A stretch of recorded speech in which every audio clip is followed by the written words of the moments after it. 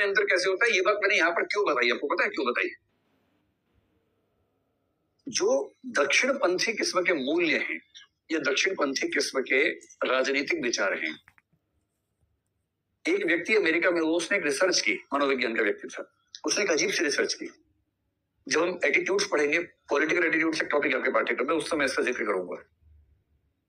उसने सोचा कि मैं डेमोक्रेट पार्टी और दूसरी कौन सी है, रिपब्लिकन, वहां के रिपब्लिकन मतलब बीजेपी, डेमोक्रेट का मतलब यहाँ का कांग्रेस या आम आदमी पार्टी या लेफ्ट थोड़ा सा, जैसे लेबर पार्टी इंग्लैंड की, वहां की डेमोक्रेट हो गई, और कंजर्वेटिव हो गए वहां के रिपब्लिकन हो गए, उस तरह के लोग हैं। तो उसने एक हाइपोथेसिस लिया कि क्या हम पॉलिटिकल पार्टी के बेस पर व्यक्ति के आईक्यू का अनुमान कर सकते हैं। इस हाइपोथेसिस पे उसने दोनों पार्टीज के बहुत सारे समर्थकों के आईक्यू को स्टडी किया और फिर निष्कर्ष निकाला, और निष्कर्ष ये था कि रिपब्लिकन पार्टी के मेंबर्स का औसत आईक्यू डेमोक्रेट पार्टी के समर्थकों से काफी नीचे है। ये हो सकता है कि रिसर्च करने वाला खुद डेमोक्रेट रहा हो, उसने रिसर्च का डिजाइन ऐसा बनाया हो कि निष्कर्ष वो निकले, ऐसा होता है दुनिया में। लेकिन इसके निष्कर्ष पर बहुत लोगों ने मतलब डाउट किया नहीं, उनको लगा कि हाँ ठीक ही बात कह रहा है, इस बात की संभावना थोड़ी ज्यादा उनको लगी, ये बात कहीं भी अप्लाई हो सकती है। और उसका निष्कर्ष ये था कि यदि कोई व्यक्ति जातिवादी है, यदि कोई व्यक्ति सांप्रदायिक है, नस्ल भेद को मान्यता प्रदान करता है, भाषा को लेकर, संस्कृति को लेकर गर्व की भावना से भरा हुआ है, एक शब्द में दक्षिणपंथी है, भावना ज्यादा है कि उसका आईक्यू का लेवल कम होगा।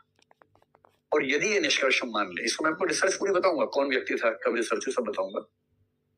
अगर किसी का व्यक्तित्व एक खास तरह का है, जैसे आईक्यू का लेवल है, आईक्यू का लेवल हमारी रुचियां भी तय करता है। आप खुद सोच के देखिए, आप आईएएस की तैयारी करने से पहले जिस तरह की फिल्में देख के खुश होते थे, और अब आपको जिस तरह की फिल्में अच्छी लगने लग गई हैं, उसमें अंतर आया कि नहीं आया?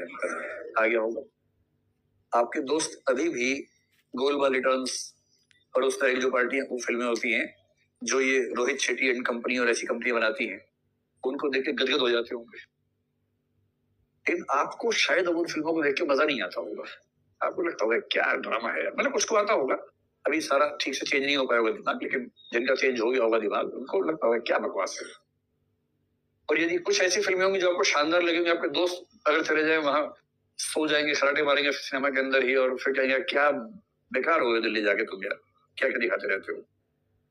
अगर ऐसा है, इसका मतलब जैसे जैसे बुद्धिमत्ता और परिपक्वता बढ़ती है, आपकी रुचियां भी चेंज हो जाती है, और रुचियों का संबंध ठीक ठाक हमारे एटीट्यूड से होता है। इसलिए दो व्यक्ति हैं, दोनों शाकाहारी हैं। समझदार शाकाहारी फिदाइन नहीं बनेगा, लड़ेगा नहीं। बेवकूफ शाकाहारी सबसे झगड़ा करेगा। समझदार मांसाहारी किसी शाकाहारी का मजाक नहीं उड़ाएगा। बदतमीज जो कम है, उसकी पर्सनैलिटी का डिसऑर्डर है ये।